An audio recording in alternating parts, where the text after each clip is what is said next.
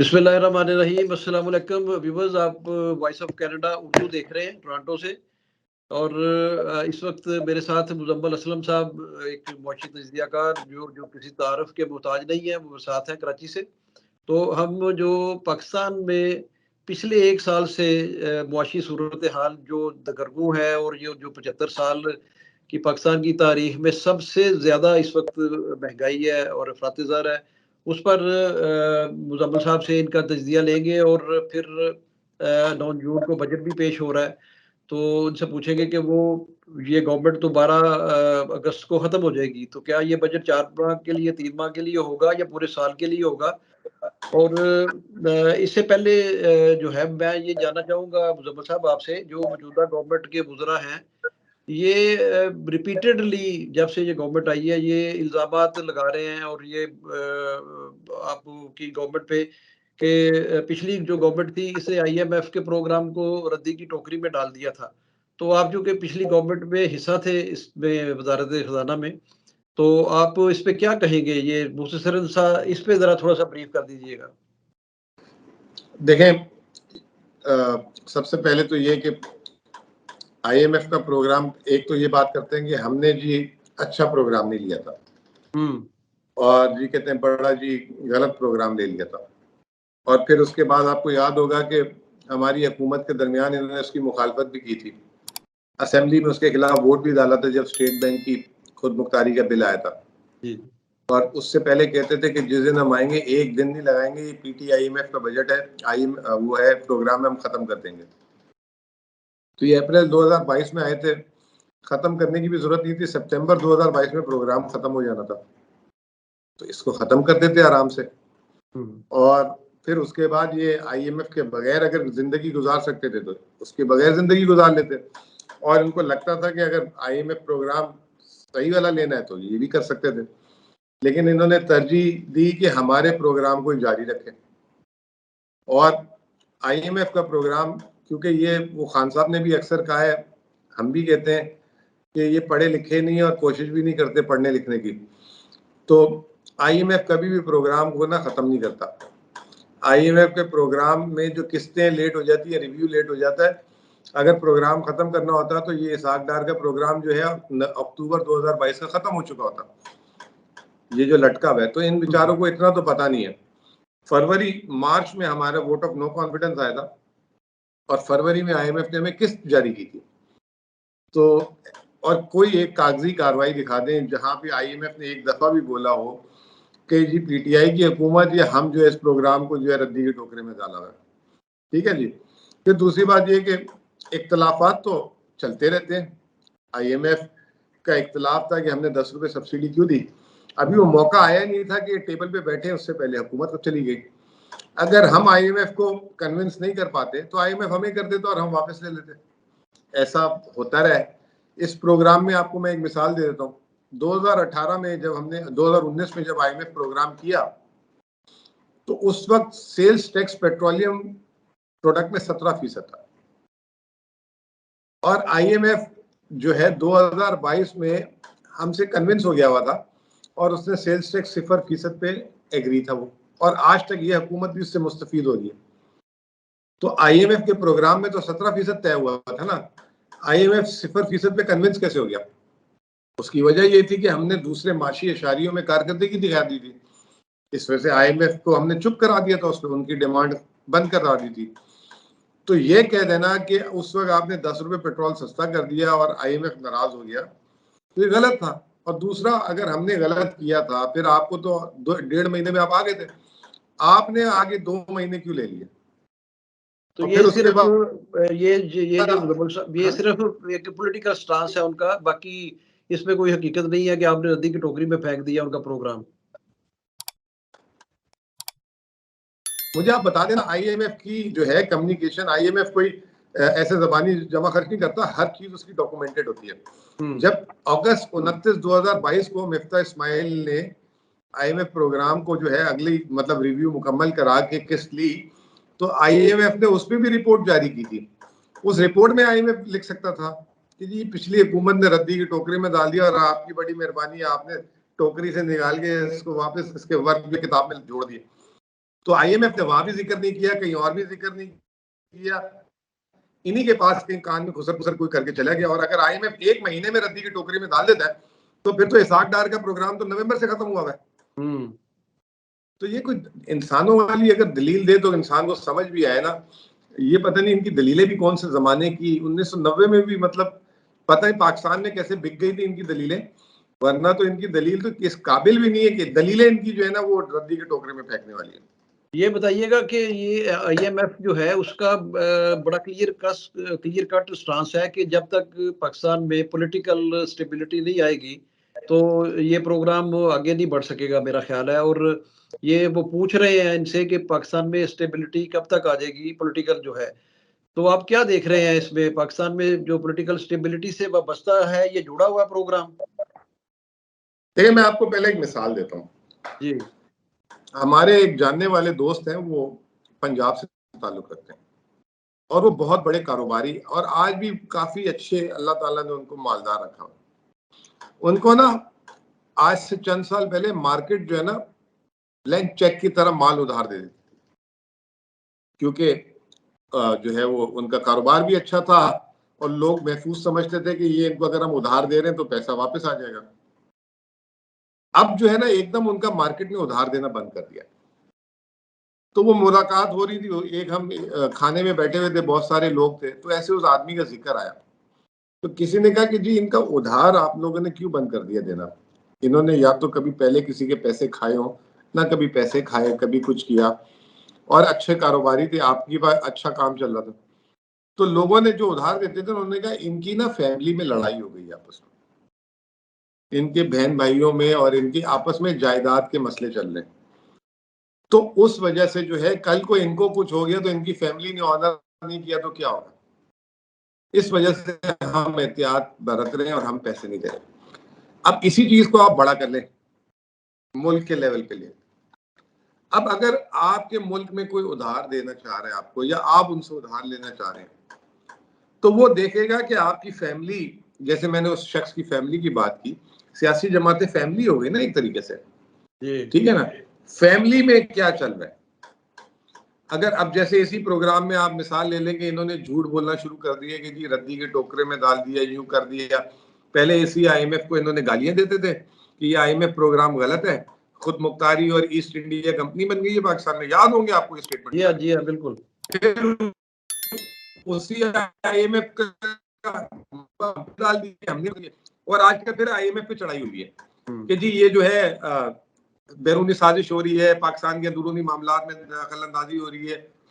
अंदरूनी मामलात में तो वो आपकी मतलब दखल अंदाजी क्या, आपकी अंदरूनी मामलात का फैसला ही वो करता है कि पेट्रोल कितने का होना चाहिए, बिजली कितने की होनी चाहिए, आपके अखराजात कितने होने चाहिए, आपकी आमदनी कितनी होनी चाहिए, आपका टैक्स कितना होना चाहिए। अंदरूनी के बैरूनी मामलात है, इनको कोई नए मामलात नजर आ रहे हैं। अब ये मतलब वही बेवकूफ बनाने की मतलब मशीन है ना। तो जब देखता है कि मैंने कर्ज देना है और भी लेना है, उसके लिए अगर फैमिली ही आपस में नहीं खड़ी हो रही, और अब फैमिली में पहले इख्तलाफ था अब दुश्मनी हो गई है, एक दूसरे के साथ जिस तरीके से बर्ताव किया जा रहा है, तो ये तो स्टेबिलिटी आएगी नहीं। एक तो बात ये हो गई। दूसरी बात ये हो गई कि एक इंसान होता है, जैसे मिसाल है आप हैं, आप कई लोगों की अपनी फैमिली में दोस्तों यारों की गारंटी दे देते होंगे कि जी आप यार इनको ये चीज दे दे, मैं जिम्मेदार हूं, होता है ना, ऐसा सुनते होंगे। जी जी बिल्कुल। IMF का ये रोल भी है। IMF सिर्फ आपको कर्ज नहीं देता, IMF की स्टैंप के पीछे पूरी दुनिया आपको कर्ज देती है। अगर IMF गलत स्टैंप लगा दे, बाकी दुनिया के मामलात जो है पैसे वगैरह फंस जाए, कुछ ऐसा हो जाए, तो IMF का अपनी इज्जत बचाता फिरेगा।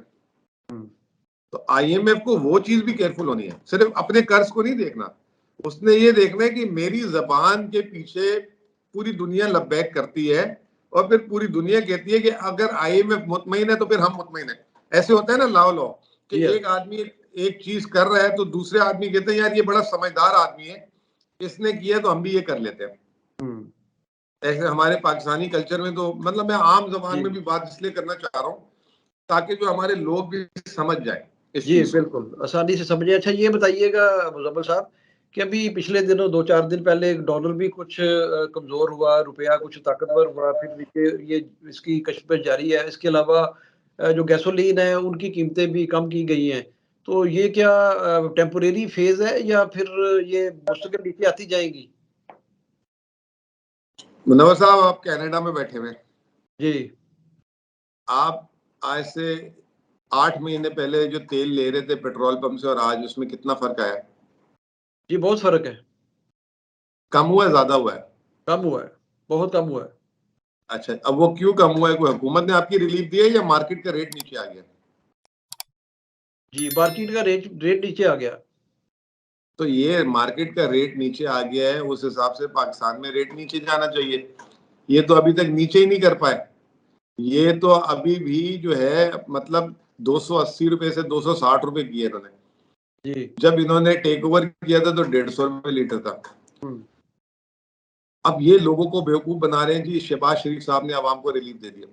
हुँ। मतलब एक इंसान की बुनियाद ही अगर जब सच पे ना हो, एक इंसान, अब मैं यही अगर मैं इनकी जगह होता और या पीटीआई की तरफ से तर्जुमान होता तो मैं कहता अल्लाह ताला के फजल से आलमी मार्केट में अब रेट नीचे आ गया है, कौम के लिए खुशखबरी है।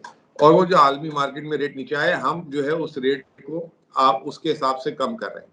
ये ऐसे बता रहे हैं कि जैसे कोई इसहाक डार अपनी जेब से पेट्रोल के पैसे कम करके जो है उसने दे दिए, और जितना कम होना चाहिए उससे जो है सिर्फ उसका 10-15% कम किया है, क्योंकि रुपए की कदर गिरे जा रही है।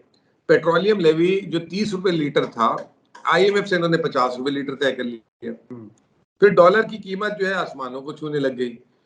फिर आलमी जो बैंक हैं जो आपकी एलसी खोलते हैं तेल की, वो आपको जो है प्रीमियम चार्ज कर रहे हैं, क्योंकि उनको लगता है कि शायद आपकी पेमेंट फंस जाए, उसकी वजह से और हाई रेट आई है। तो ये इनकी इनएफिशिएंसी की वजह से अगर ये भी 260-55 रुपए है, ये 250 रुपए होना चाहिए। उल्टा उस पे भी जो है ना आके जो है वो काट रहे हैं। अब आप गैस भी लेते होंगे वहां पे, आपकी हीटिंग के बिल भी आते होंगे, जी हाँ, वो भी बिल्कुल। आपके साथ वो उसमें भी कमी आई होगी। हुँ। इधर कल ओगरा ने नया टीका लगाया कि 1 जुलाई से 50% गैस के रेट बढ़ा।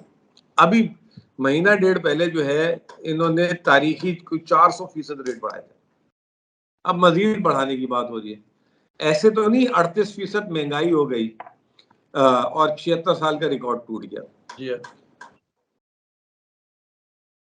ठीक है, और रुपए की जो कदर है उसके बारे में क्या कहेंगे? अच्छा जी, रुपए की कदर तो हुकूमत का तो जो अपना बैंक का रेट होता है ना, वो तो 285 उस दिन भी था और अगले दिन भी था। अब वो बाजार में जो है इनकी नालायकी की वजह से 350 रुपए चला गया। वो एक दिन जो है वो 2-4 लोगों को मिलाकर जो है वो 15-20 रुपए कम किए और उसके वो कह दिए जी 29 रुपए कम हो गए, उस पर इश्तिहार चला दिया। अगले दिन फिर वही कहानी आ गई, हुँ। मिलता ही नहीं है। जब एक चीज मार्केट में मुहैया नहीं है, मैं आवाज लगा दूं कि जी 10 रुपए लीटर एक चीज है पेट्रोल, और दो दो लोगों को 10 रुपए लीटर दे के कहूंगी जी पेट्रोल खत्म हो गया, तो वो क्या 10 रुपए रेट हो गया? हुँ। नहीं हुआ ना। नहीं हुआ। तो ये हमारे मुल्क में ये जो है ये इस तरीके से ये 21वीं सदी में आईटी के ज़माने में, इंफॉर्मेशन टेक्नोलॉजी के ज़माने में, बल्कि अब इंफॉर्मेशन टेक्नोलॉजी भी पुरानी दकियानूसी बात है। अब आप आर्टिफिशियल इंटेलिजेंस के ज़माने की बात करें, आर्टिफिशियल इंटेलिजेंस के ज़माने में ये जो है पत्थरों के ज़माने की बातें करके जो है ये लोग उससे जो है ना समझते हैं कि लोग बेवकूफ़ बन जाएंगे, और फिर जो है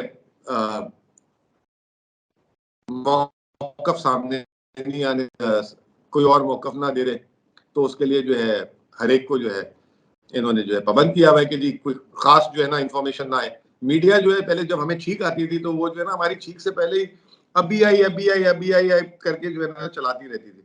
इधर छींक के इधर उल्टी हो जाती है तो अभी कहते हैं पता नहीं उल्टी हुई है कि नहीं। हाँ, बिल्कुल सही कह रहे हैं आप। तो अब ज़रा ये मौजूदा बजट जो 9 जून को पेश करने जा रहे हैं ये, उसको किस नज़र से आप देखते हैं? उसको उसकी ज़रा मंज़रकशी करेंगे थोड़ी बहुत हमारे क़ारीन के लिए, नाज़रीन के लिए? देखिए जी, बजट आपने कहा ना कि ये 12 अगस्त को इनकी हुकूमत खत्म हो जाएगी। हाँ। पहली बात तो ये है कि ये जो 12 अगस्त तक भी ये जो बजट देंगे ना, उस बजट को उस हिसाब से इस्तेमाल नहीं कर पाएंगे। इनके पास वसाइल ही नहीं होंगे, ज़राए नहीं होंगे। ये कागजों का बजट होगा। हुँ। मिफ्ता इस्माइल ने भी पिछले साल ऐसा ही बजट दिया था।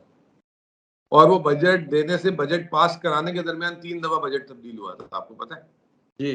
फिर उसके बाद मिनी बजट अलग आते रहे माशाल्लाह, और वो अभी तक पूरे साल आते रहे।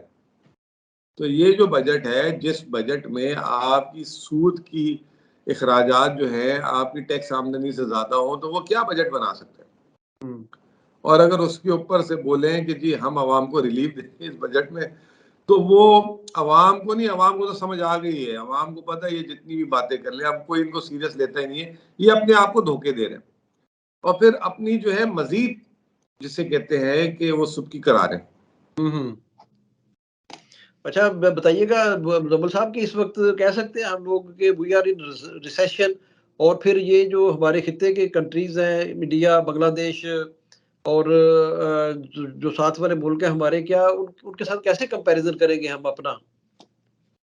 देखें, हम रिसेशन में नहीं, हम डीप रिसेशन में। डीप रिसेशन में है जी।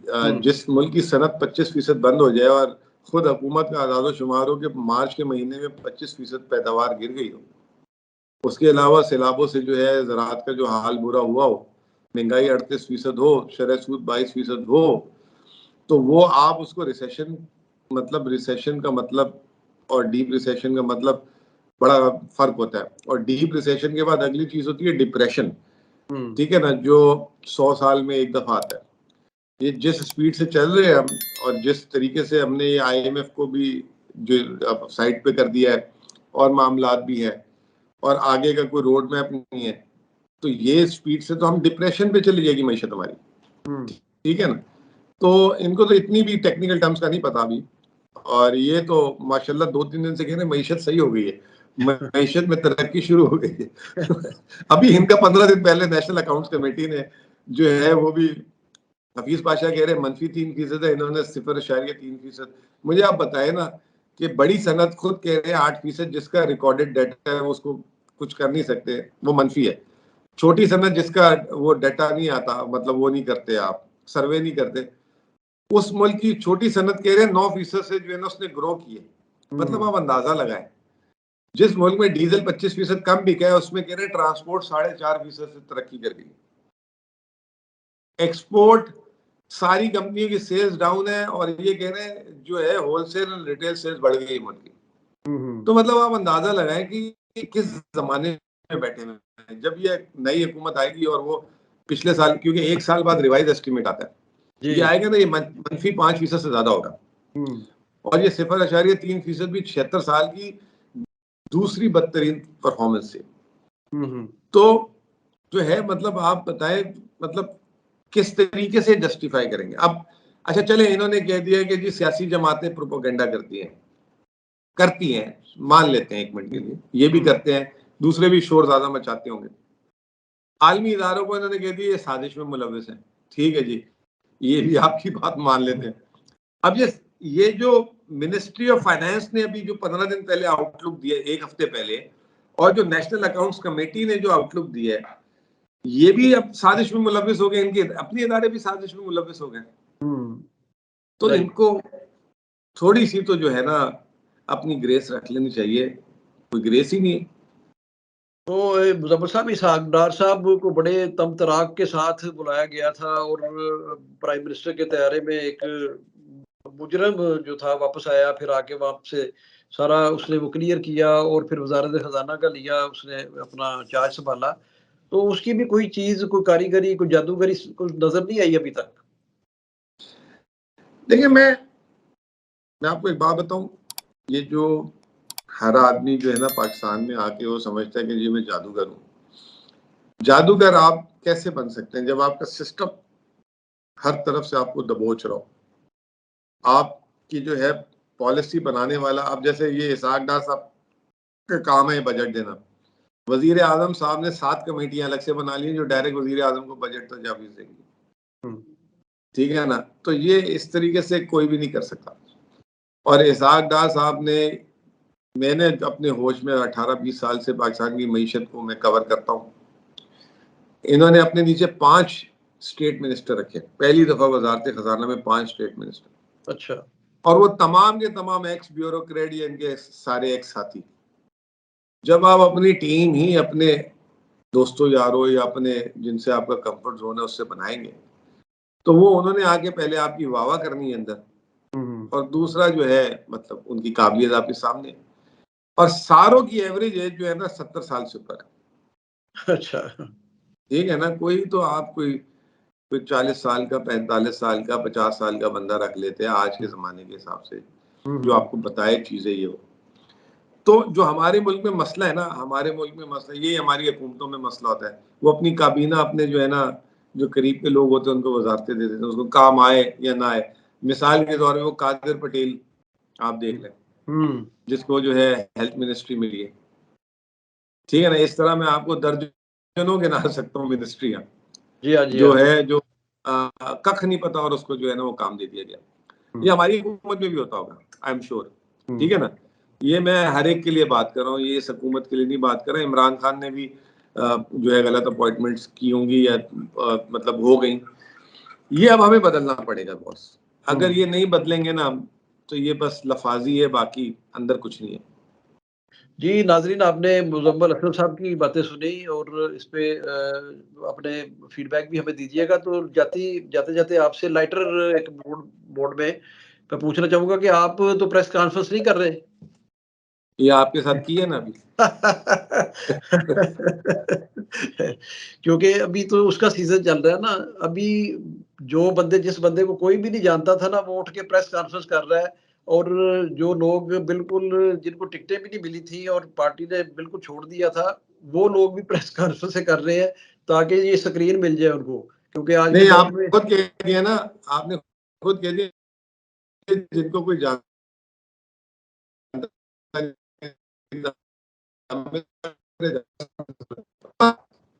और मईशत पे अगर किसी को प्रॉब्लम है बात ना करें तो फिर 120 मिला नहीं करेंगे। उससे ज्यादा हमारा एम्बिशन ही नहीं है। ठीक है ना, हमने तो मईशत की बात करनी है और आज से नहीं 20 साल से कर रहे हैं, और उसमें कोई मतलब अगर उनके तर्जुमान भी बने थे तो वही बातें करते रहे जो उससे पहले 18 साल करते रहे, और तर्जुमान बनने के बाद भी वही बातें करते हैं। तो हमारा सब्जेक्ट ही मईशत है। हमने कौन सा इलेक्शन लड़ना है, हमने कौन सा सेनेटर बनना है, हमने कौन सा वजीर बनना है। हमारा तो काम है कि जी जो बात है उसको जो है सही तरीके से, उसको आने वाले दिन में क्या होना है, पीछे क्या हुआ, उसको जोड़ के बताना है। जी जी बिल्कुल। आप अगर इस पे अगर आप कहते हैं प्रेस कॉन्फ्रेंस करके मईशत पे तबसरा छोड़ दें करना तो छोड़ देंगे जी। नहीं नहीं, अपनी आप जो कीमती आरा है वो जरूर कौम को देते रहे, और आपकी बड़ी क्रेडिबिलिटी है माशाल्लाह। लोग आपको सुनते हैं और आपकी बातों पे बड़ा यानी उसका असर है इसका पाकिस्तानी मुशत में। तो नाजरीन, आपने बातें तो सुन ली, हमारी गपशप हो गई मुजम्मल साहब के साथ, क्योंकि आजकल बजट का सीजन है और बजट पे ही गुफ्तगू चल रही है सब जगह पे। तो आज ज़हमत दी थी मुजम्मल साहब को। इंशाल्लाह आइंदा आने वाले दिनों में फिर किसी नए गेस्ट के साथ आपके साथ मुलाकात होगी। मुजम्मल साहब, thank you so much for joining us. तो इंशाल्लाह आपसे फिर मुलाकात करेंगे, फिर बात करेंगे। अल्लाह हाफिज़।